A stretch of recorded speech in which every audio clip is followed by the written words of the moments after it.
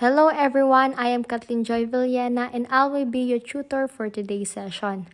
I will be guiding you through the step-by-step process of two essential techniques, the high-low method and the scatter graph method. So, nag-prepare kami ng problem for the high-low method. Here's the problem.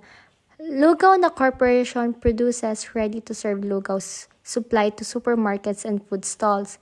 Managements want to analyze the behavior of equipment maintenance costs relative to cooking machine hours to assist in budgeting, forecasting, and operational decision-making.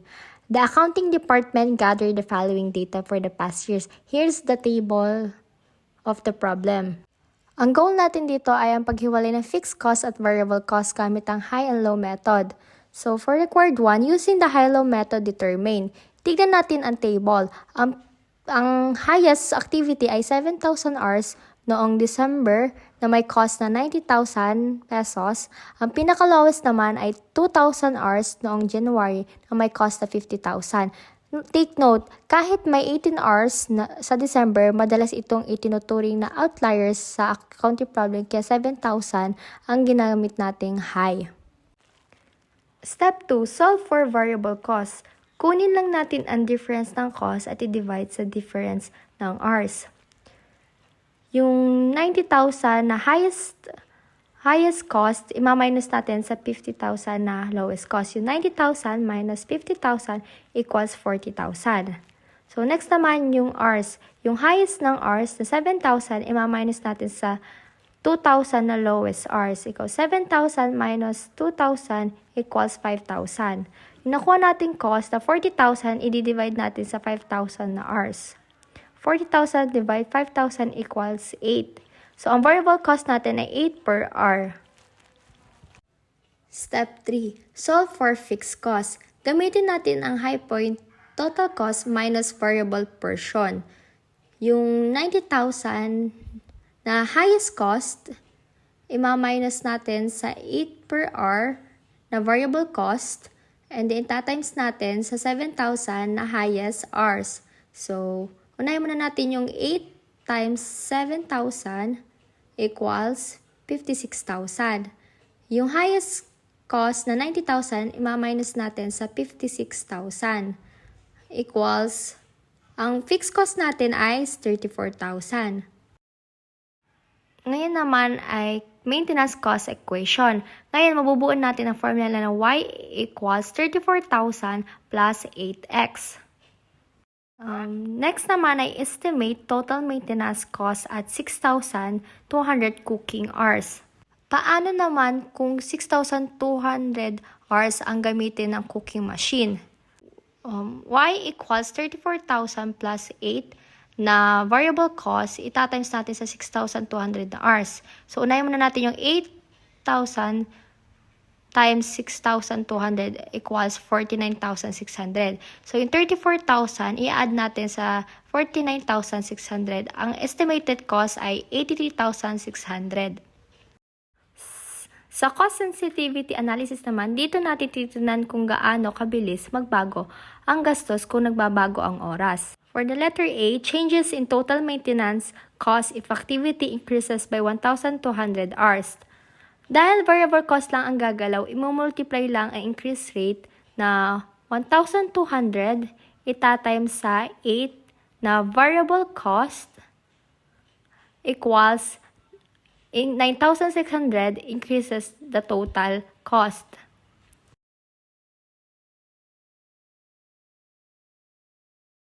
The letter B, expected cost if activity decreases to 3,800 hours. Gamit ulit ang formula na 34,000 ipa-plus sa 8 na variable cost, itatimes sa 3,800. So, unahin muna natin yung 8 times 3,800 equals 30,400. Yung 34,000, i-add natin sa, nakuha natin na 30,400. Ang new cost natin ay 64,400. Next naman ay percentage increase in cost when activity rises from 4,000 hours to 6,000 hours. Sa cost at 4,000, so gagamit ulit natin yung formula na y equals 34,000 plus 8 na variable, itatimes sa 4,000 hours. So, 8 times 4,000 hours equals 32,000. So, yung 34,000, i-add natin sa 32,000 equals 66,000. Sa cost naman na at 6,000 hours, gagamitin natin y equals 34,000 plus 8 na variable na 60,000. So, 8 times 60,000 equals 48,000. So, i-add natin na 34,000 plus 48,000 ang makukuha natin na 82,000. Ang tinaas ay 16,000. Para makuha ang percentage, yung 60,000, i-divide natin sa 66,000 ng 4,000 hours equals 22.22%. Ang cost increase by natin ay 22.22%. Last is interpretation. Masasabi nating moderate to high sensitivity ang maintenance cost. Bakit? Kasi mas malaki epekto ng bawat dagdag ng oras ng pagluluto sa total bill natin, bagamat may safety net tayo na fixed cost. Maintenance cost is moderately and highly sensitive to achieving changes because variable portion react directly to machine usage. Next is fixed cost remains constant and majority of cost movement comes from operational activity. Sa scatter graph naman, ito naman yung problem natin. So, first step 1, identify your variables. Sa table ng image, meron tayong dalawang main columns. Ito yung X independent variable, ito yung cooking machine hours, ito ang nagdadrive kung bakit tumataas ang gastos. And Y dependent variable, ito naman ang maintenance cost. Ito ang kabuang binabayaran natin. Step 2. Kunin ang high, low at low points para makuha ang formula. Kailangan natin ng dalawang representative points. Ito yung X at Y. Sa point 1 na X1 and then Y1, yung X1 na cooking machine hours na 4,500 kinuha sa June and then Y1 na maintenance cost 54,000 kinuha sa February. Sa point 2 naman, yung X2 and then Y2. Kinuha ang X2 ng cooking machine hours na 4,000 sa May and then sa Y2 na maintenance cost na 50,000 kinuha naman sa January.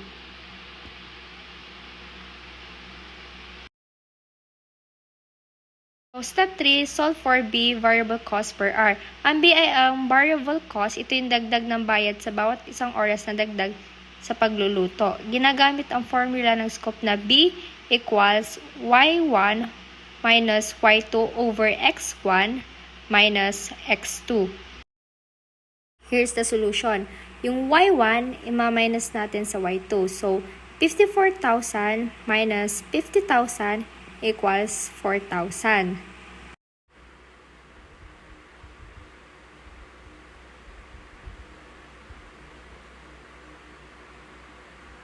Next naman yung X1 minus X2.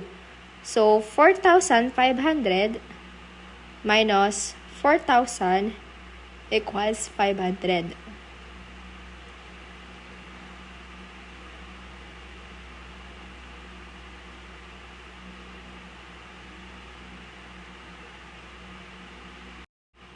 For variable cost per hour, para makuha natin yung B equals 4,000, i-divide natin sa 500 equals 8. So, meron tayong 8 pesos na variable cost sa bawat oras ng paggamit natin ng machine. Step 4, solve for A. Ang A ay ang fixed cost. Ito yung babayaran mo kahit 0 hours ang gamitin. Halimbawa, ang basic maintenance fee. So, ito yung formula na Y equals A plus BX. Kaya A equals Y minus BX. Here's the solution. Yung Y equals 50,000 and then yung BX na equals na 8 na variable cost, itatimes mo sa 4,000 equals 32,000. Sa A naman, yung 50,000, ima-minus sa 32,000. Ang fixed cost mo ay magiging 33,000. Ang total fixed cost natin na A ay 33,000 pesos. And then ang variable cost per hour natin ay 8 pesos. Sa cost formula, ito ang gagamitin mo para hulaan ang maintenance cost sa susunod na buwan. Imumultiply mo ang target hours na X sa 8, tapos i-add ang 33,000. Here's the explanation kung paano nabuo ang graph at nakuha ang mga values based sa visual observation at computation. Step 1, i-plot ang data. Ang unang gagawin ay i-plot ang lahat ng points mula sa table. Sa horizontal, x-axis, ilalagay natin ang cooking machine and sa vertical naman ang y-axis, ilalagay natin ang maintenance cost. Idadat natin ang intersection ng bawat buwan. Example, January is 2,000 hours at 50 pesos. Kapag natapos na lahat, makikita mo ang pattern ng mga dots. Step 2, drawing the regression line. Pagkatapos ma-plot ang dots, kailangan mag-drawing ng isang straight line na dumaan sa gitna ng points o kumu-connect sa kanila ng maayos. Ito ang tinatawag natin regression line. Step 3, visual observation para sa fixed cost na 30,000. Dito natin makukuha ang value ni A o ang total fixed cost. Tingnan mo kung saan tumama ang regression line sa vertical na y-axis kapag ang machine hours ay 0. Based sa graph na naka-circle, ang linya ay naka-intersect sa pagitan ng 30,000 at 40,000. Sa visual observation ay tinatansya na sa 30K, 1,000. Step 4, pagkuha ng variable cost, pumili ng 2 points para makuha ang slope o variable cost na B. Pumili tayo ng 2 points na sakto sa linya para madaling i-compute. Example nito yung point 1 na 4,000 hours na 54,000 pesos at ang point 2 na 4,000 hours na 50,000 pesos. Ginamit natin ang formula na B equals Y2 minus Y1 over X2 minus X1. For the computation, sa change in cost na 54,000 minus 50,000 equals 4,000. Sa change in hours naman na 4,500 minus 4,000 equals 500. Ang variable cost na 4,000 divided 500 equals 8. So meaning, sa bawat isang hours na nadadagdag sa paggamit ng makina, tumataas ang gastos ng 8 pesos. Dahil nakuha natin ang fixed cost na 33,000 at ang variable cost na 8, mabubuo natin ang formula. Ito ang equation na nagre-represent sa regression line na i-drawing natin sa graph. Hi everyone! So, today we are going to analyze yung relationship between the room accommodations and yung water consumption. So, ito yung problem 2. So, ngayon, tingnan natin yung data and we'll be using the least squares method to predict future cost and understand how closely these two variables are actually linked. So, ngayon, nakikita natin yung table with month, rooms na yun, X, and then yung sa Y, water bill. So, ngayon, we've labeled the number of rooms as our independent variable and yung water bill as our dependent variable. So, para ma-solve to using the least squares method, ika-calculate natin yung extra columns. So, yung x times y or xy and yung x squared. So, by summing this up, we got our key components, which is yung sum nga ng x is itong 1,350 and then yung sum ng y is yung 1,063,404 and then yung sum ng xy is 246,938,220 and yung sum ng x squared is yung 313,314. So ngayon, i-apply natin yung formulas to find our cost behavior. So nakikita natin dito yung formula. So first, hanapin natin yung B, which represents the variable cost per room. So by plugging our totals, so yan ilalagay natin or sa-substitute natin yung totals dun sa formula, makukuha natin yung 802.21. So this means for every additional room occupied, yung water bill natin ay nag-i-increase by about 802 pesos and 21 centavos. So next naman is hahanapin natin yung A, which is yung our total fixed cost. So ika-calculate natin ito by taking the average of Y and subtracting the product of B and the average of X. So makukuha natin yung value ng negative 3,262.86. So dito, makikita natin yung mathematical cost equation na y is equal to 802.21x minus 3,262.86. So ngayon, what if we expect na ma-accommodate to accommodate 225 rooms next month. So, i-substitute ulit natin yon sa equation. So, yung 802.21 times 225 minus yung fixed cost natin, fixed cost baseline, gives us a total predicted water bill of 177,234.36 pesos. In the Excel file, specifically cell G14, you might see a value of 183,759.73. This is because yung specific cell na yun in the sheet is using more precise and rounded decimals for A and B. So, 177,234.36 yung result when you use the standard rounded figures, which is the representation of the expected total water bill for a month with 225 room accommodations. But how reliable is this prediction? So, i-check natin yung correlation coefficient, which is yung R, and the coefficient of determination, or yung R squared. So, yung R value natin is 0.99. So, on a scale of -1 to 1, yung 0.99 indicates an extremely strong positive relationship. So, dito, sinasabi sa atin na as rooms go up, yung water consumption goes up in a very predictable, almost perfect na straight line. So, nakikita natin yung R squared, which is 0.98. This is the coefficient of determination. It means na yung 98% of the change in our water bill is directly explained by the number of rooms occupied. So, sinasabi dito na yung merong high confidence sa ating prediction. So, to wrap things up, yung analysis po natin nagpapakita na yung water consumption is highly dependent on room occupancy.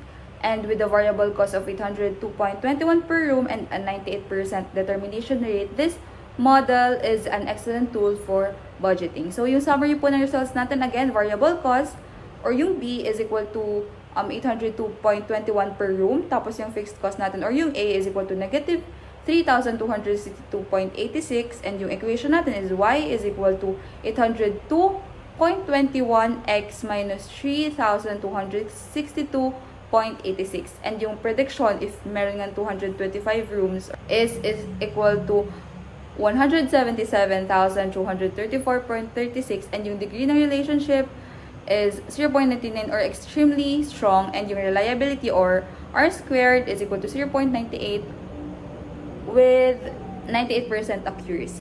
So, hi guys! Ako nga pala magiging tutor niyo for today. I am Jody Altea as Feliciano, and ang ating magiging topic ay tungkol sa absorption costing versus variable costing at kung paano ito makaka-effect sa profit or loss depende sa relationship ng production or sales. And bago tayo magsama, make sure may prepare kayong pen or ball pen and paper. So, let's start. Ang Barbie Corporation has the following standard cost and production data in 20 current year. We have a given of unit sales 200, unit variable cost of production 120, unit fixed overhead 20, unit variable expense 10, unit fixed expense 5, beginning inventory units 4,000, normal capacity units is 10,000. The company estimates its fixed expense based on normal capacity requirement, determine the operating profit or loss using absorption costing and variable costing system in each following cases. For requirement 1, profit loss calculation, assuming normal capacity equals to actual production, and requirement 2, normal capacity differs from actual production. Yun lang. Hi guys, now let's proceed to requirement 1, which is yung profit or loss calculation, assuming na ang normal capacity is equals to actual production. And ikakalculate natin ng compute natin ang case A, case B, and case C. So, bago tayo mag-proceed, ito ang format na gagamitin natin na sales, variable COGS, fixed overhead, variable expense, fixed expense, profit or loss. So, from variable COGS to fixed expense, siya ay ima-minus. So, bago tayo mag-proceed, tandaan nyo rin na ang sales is equals to variable. Ang production is equals to absorption. And, gumawa na rin tayo ng column ng computation of absorption, and variable. Itong mga to is given, while ito is given din, which is itong sales and production. Tapos remember nyo din na ang fixed overhead at fixed expense lang magkakaiba. Ang fixed overhead, kapag absorption, ang gagamitin ay 15,000, while kapag ang variable, 10,000.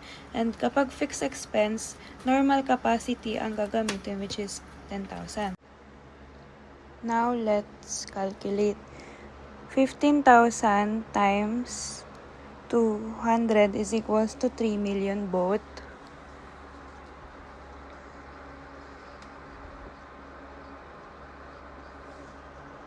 Next is 15,000 times 120 is equals to 1.8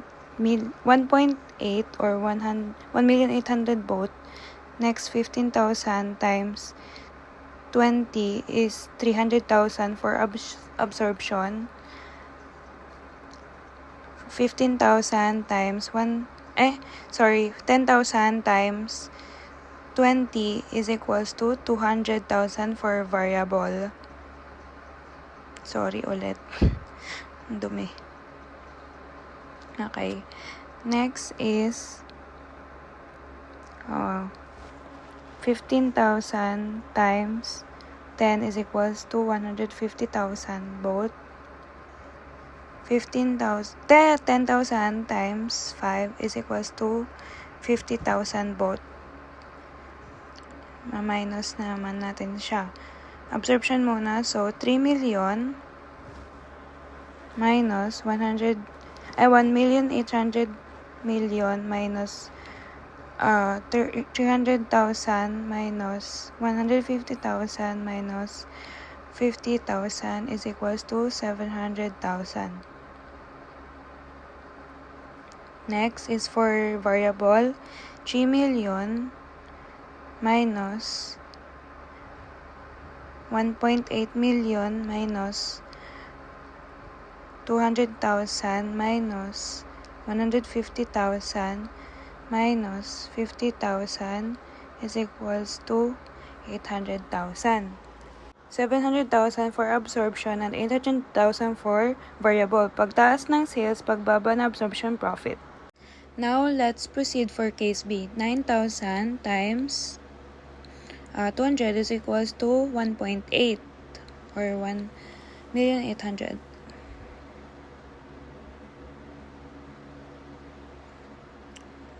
$9,000 times 120 is equals to 1,000,080.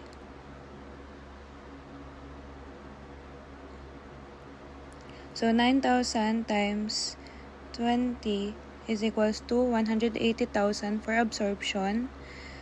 10,000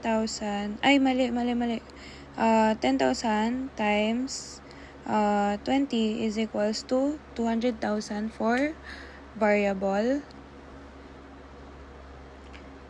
9,000 times 10 is equals to 90,000 for both. And 10,000 times 5 is equals to 50,000 for both. So, for absorption muna ulit, 1.8 minus 1.80 minus 180,000 minus 90,000 minus 50,000 is equals to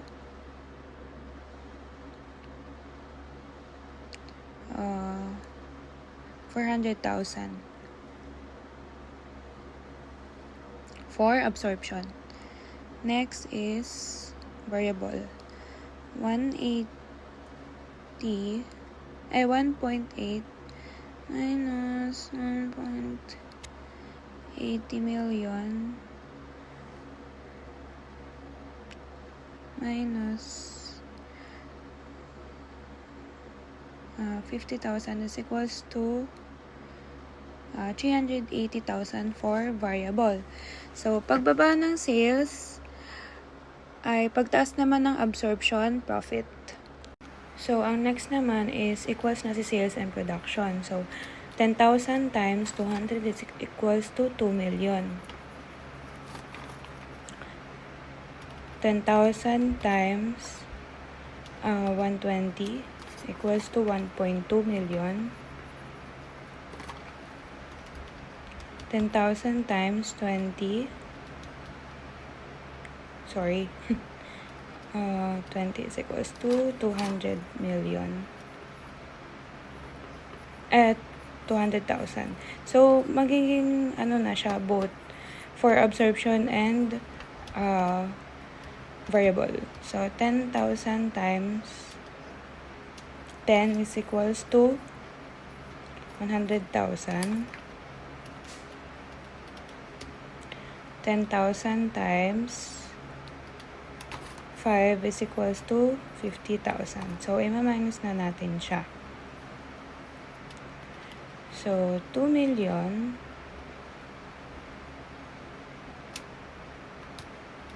minus 1.2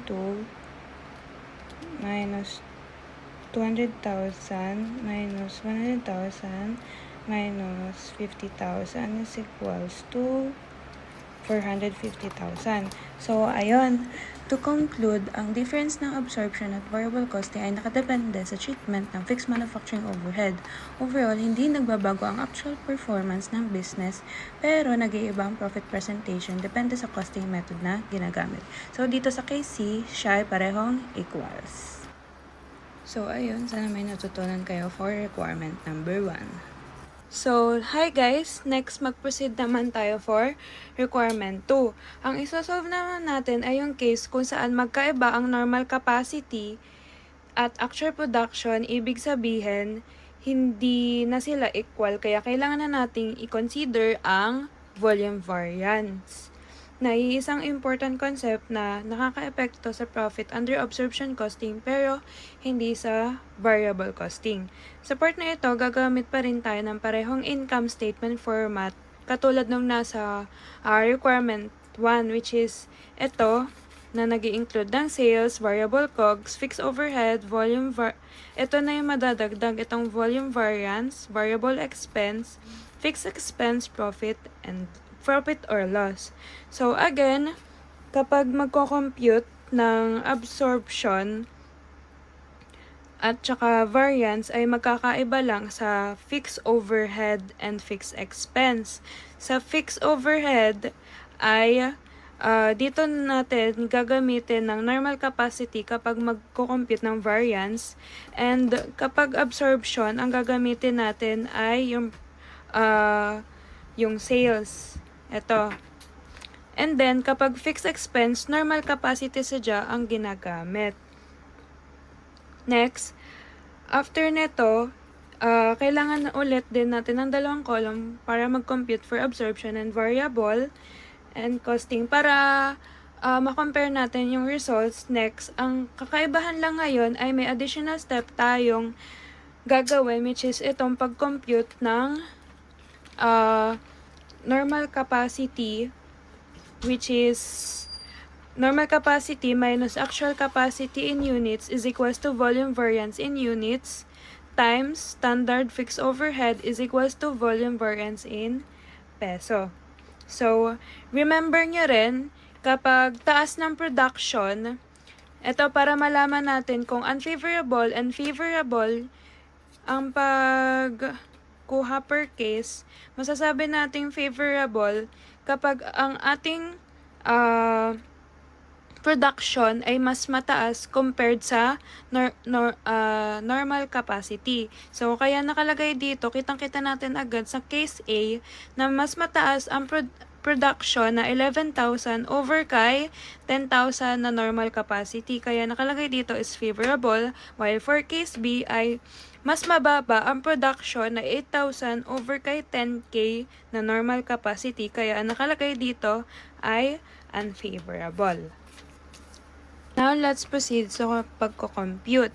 So, again, remember, bago tayo mag-start, itong sale, sa pag-compute nito, ay katulad lang sa pag-compute ng requirement number 1. Pero dito, may mababago dahil ang volume variance natin ay i-add or ima-minus sa absorption lang, while sa variable ay wala siyang gagawin. Again, i-add kapag favorable, kapag unfavorable, ima-minus siya sa absorption. So, let's compute normal capacity given na 10,000. And ang ating production is 11,000 and 20 kasi yun nga, given yung unit variable natin, unit fixed overhead is 20.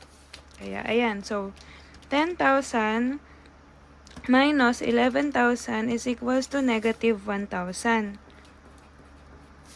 Times 20 is equals to 20,000. Hindi, magiging positive siya kasi nga favorable siya. I-add natin siya sa absorption. So, let's start na dito sa income statement. So, 12,000 times 200 is equals to 2.4 million for both. 12,000 times 120 is equals to 1.40 m for both.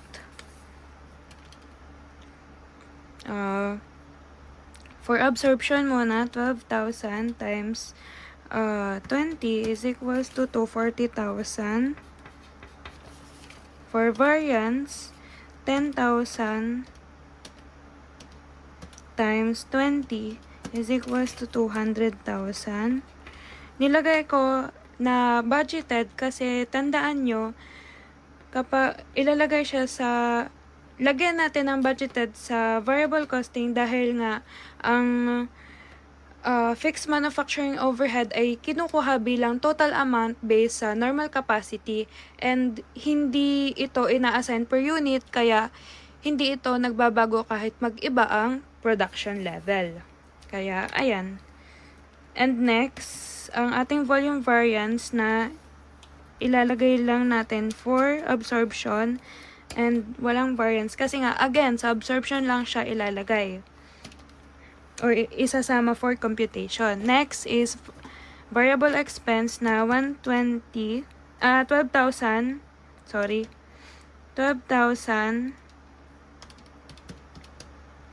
times 10 is equals to 120 both absorption and variable. 10,000 times 5 is equals to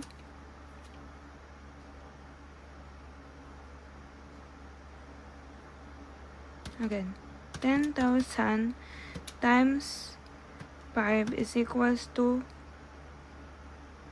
50,000 both. So, minus na natin siya. 2.4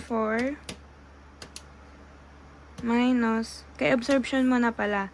So, ipag-minus muna natin tong lahat at hindi muna natin sasama ang volume variance. 2.4 minus 1,440 million minus 240,000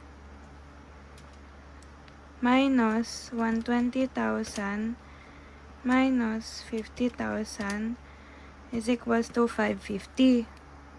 550. Tapos, i-add natin yung 20,000 equals to 570,000.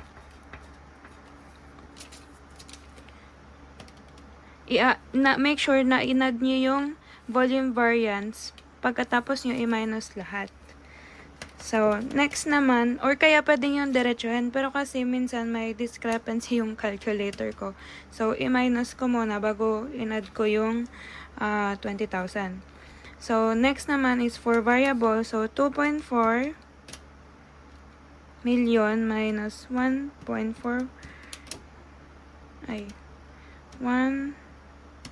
again, 2.4 minus 44 million minus 200,000 minus 120,000 minus 50,000 is equals to,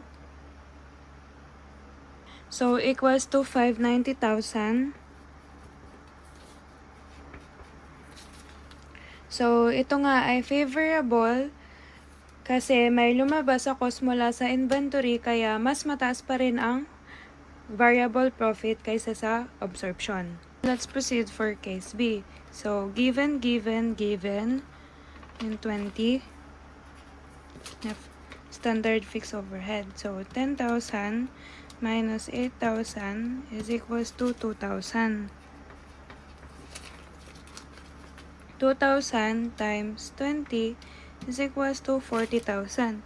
I-asterisk natin kasi nga unfavorable siya, so ima-minus siya sa absorption.